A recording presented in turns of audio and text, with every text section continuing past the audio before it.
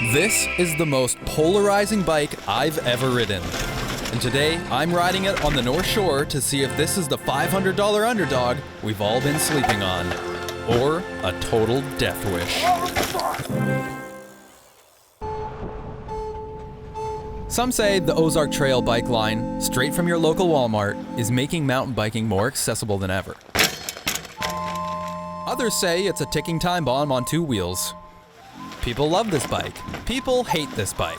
Me, I'm torn. I want the sport to be affordable, but I also don't want people snapping their necks. Which coincidentally makes this the perfect time to mention that this video is brought to you by Liat, makers of high-performance protective gear like this full-face helmet and neck brace.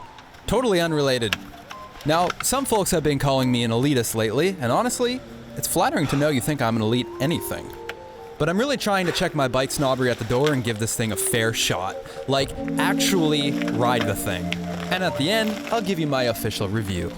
But before we have too much fun, let's take a closer look at this thing. It looks like a mountain bike, it wants to be a mountain bike, but is it actually a mountain bike? Unlike other Ozark bikes that come with a not intended for off-road use disclaimer, Walmart's lawyers are surprisingly confident in saying the Slalom FS.2 is. I'm riding mine completely stock, apart from this top cap, which will serve as a reminder that this bike has potential. Now, obviously, it's clear that this bike was made for beginners, so I'm starting things off easy, hitting the mellowest trails I can find. Is this bike gonna suck? Yes. But also no. But then again, maybe. Let's talk first impressions. The wheels are spinning, it's moving downhill, and I'm still on it. This is mountain biking. But right away, something is very clear. This fork has really got some oomph to it. Hear that thunk? That's the noise of the fork topping out, like a pogo stick. Boing. It's really loud, it's really bouncy, it knocked my hands off the grip. Honestly, it's a piece of craftsmanship that really makes you appreciate how far bike suspension has come. Regardless of the pogo stick effect, I can't say that I'm not having fun. I mean, every bike has its use, and while this one doesn't inspire the same confidence as a higher-end bike, it's actually giving me more than I expected. In the rear, I've got 7 inches, and I promise you, it's stiff. 850 pounds of force and a knob I trust. That's more than enough action for my backside. All jokes aside, I'm actually shocked at how stiff it is. Even the flies are getting a little excited. The tires, I would say, they're just good enough.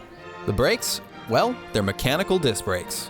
But I haven't had any issues slowing down. Plus, the brake levers are actually pretty comfy. W Walmart. And I gotta say, the cockpit on this thing. The cockpit is sleek, minimal, and dare I say, tastefully groomed. So for $500, if you're just looking for a bike to mess around on, it's pretty hard to beat the value here. This bike can definitely hang, and it's capable of many things. Whatever it is, this thing was made to do whatever it does. Now, let's turn around and find out how it climbs. Right away, I'm definitely missing my dropper post. Most mountain bikers these days use a button to raise their seat. But in this case, I have a quick release and so I have to get off the bike. A little bit annoying, but honestly completely overlooked by the comfort of this plastic seat. I like to keep the tag on mine to show everyone it's still new.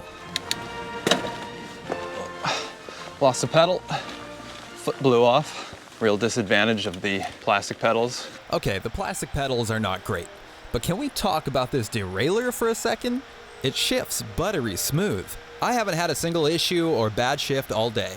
I've ridden bikes 10 times the price that don't shift this clean. Oh yeah, this thing can climb. It's crazy to say, but I feel like it's growing on me. I mean, I get it. The fact that someone can walk into a Walmart, spend $500, walk out with a bike that gets them outside, it gets them moving, and maybe it even sparks a lifelong hobby. I mean, that's awesome. Who am I to knock that? Well, well, well, what do you know? The old Ozark has actually earned a little bit of my trust. So I think it's time we huck it on more difficult terrain. Single black diamond. I'll just skip the blue, go right to the black. None of this was on the brochure. Rock gardens and sketchy ladder bridges, not exactly what the Slalom FS.2 trained for. But here we are. It's like bringing your Corolla to Moab, or climbing Everest in flip-flops, or F1 in a minivan. You know what I'm saying? You don't bring a butter knife to a sword fight. And yeah, it's sketchy, and a top-tier bike would feel like a dream. But honestly, some of these really awkward lines, I'm not touching no matter what I'm riding. Never too proud for the chicken line. Plus, I don't want to have to say I broke my collarbone riding a Walmart bike. But some of these lines are totally reasonable, and I have no doubt that I'm in capable hands. Now, we all know some lunatics out there who could pull off some Red Bull stunts on this bike. But not me. Nope, I'd just like to make it home. But that's not to say I won't push my limits a little bit. Sure, a line is a line. And sometimes you've just got to send it, no matter what you're riding. This isn't just an extreme sport. It's a psychological battle against fear, gravity, and common sense.